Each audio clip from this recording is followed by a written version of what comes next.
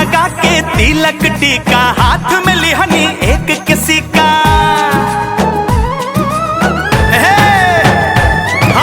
माथे लगा के तिलक टीका, हाथ में लिहनी एक किसी का। अक्षत पुष्प सुगंध चढ़ी, जल दुग्ध होई अभिषेक।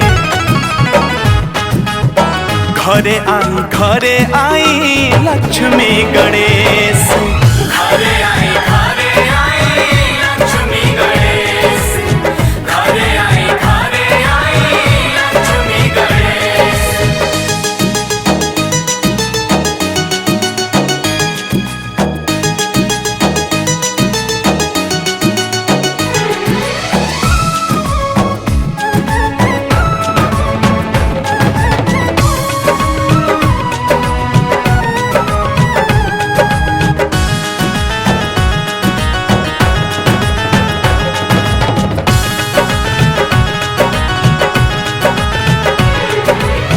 रतिया अमावस के हाने बता पे ठवनी, चौमुख घिउवा के दिवा जरवनी।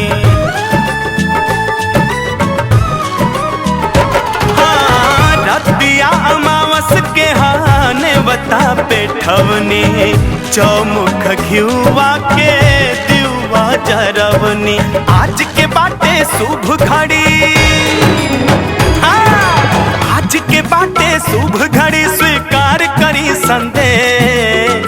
घरे आई लक्ष्मी गणेश, घरे आई लक्ष्मी गणेश, घरे आई लक्ष्मी गणेश।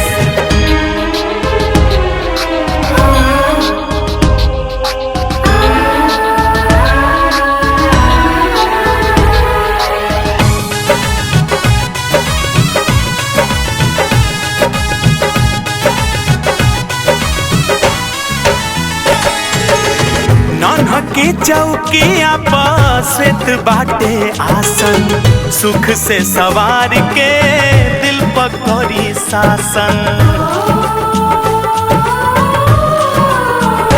हो नन्हा की चौकिया पर श्वेत बाटे आसन, सुख से सवार के दिल पर करी शासन। मनोहर श्याम के मान धरी, मनोहर श्याम के मान धरी, हम विनती करी विशेष।